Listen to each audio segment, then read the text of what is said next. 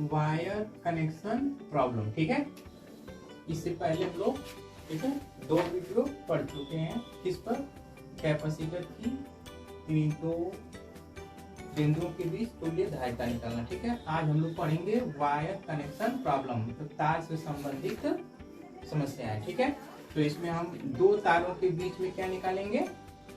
धारिता। तो जब 2 तारों के बीच में धारिता निकालते हैं तो उसके लिए आपको एक चीज याद करना होगा कि जैसे अगर कोई तार एक बिंदु से दूसरे बिंदु तक जुड़ा हुआ हो, ठीक है, और इस पर कुछ नहीं लगा हो, जैसे कोई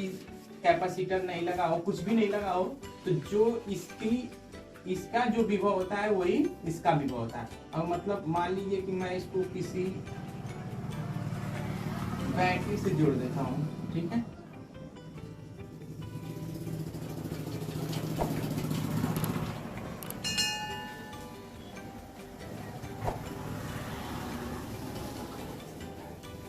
और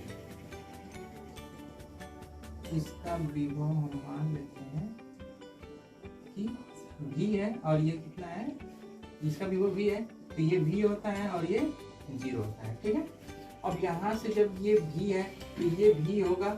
ठीक है, तो ये V क्या होगा, V होगा, और ये V होगा तो ये V क्यों, क्योंकि बता रहे हैं ना कि इस पे जब कुछ नहीं जुड़ा होता है तो यहाँ पर अगर विभव V है तो यहाँ भी विभव क्या होगा, V होगा, और इस पर भी इस तार पे कुछ नहीं है तो यहाँ भी इस तार पे कुछ नहीं है, तो अगर इसका 0 है, क्योंकि यहाँ से 0 जा रहा है, तो इसका 0 है, तो इसका भी कितना होगा, 0 होगा। ठीक है, अब क्या करेंगे हम कि इसका बनाएंगे, देखिए 2 बिंदुओं के बीच में, तो अब इसका जो हम बनाएंगे तो मान लीजिए कि यह A है और यह क्या है, B है, तो यहाँ से एक बिंदु A हो गया, एक बिंदु B हो गया, तो देखिए V और 0 के बीच में क्या है, तो यहाँ से V इसका है, V हो, और 0 इसका है, तो इसमें एक हम लगा दिए इस तरह से कैपेसिटर, फिर V और 0 के बीच में है, इसका मतलब कि ये इस तरह से कुछ होगा, V और 0 के बीच में, फिर उसके बाद फिर V और 0 के बीच में है। ठीक है, देखो ये V और 0 के बीच में है, इसका मतलब ये कुछ इस तरह से होगा। ठीक है, तो ये दिखने में इस तरह से क्या दिख रहे थे, श्रेणी क्रम में, लेकिन यहाँ पर जब इसका बनाया गया तो ये किसमें हो गया, ये 2 माइक्रोफैरड, ये 2 माइक्रोफैरड और ये 2 माइक्रोफैरड, तो ये किसमें हो गया, अब देखने में लग रहा था श्रेणी क्रम में, लेकिन जब इसको बनाया गया तो ये किसमें आ गया,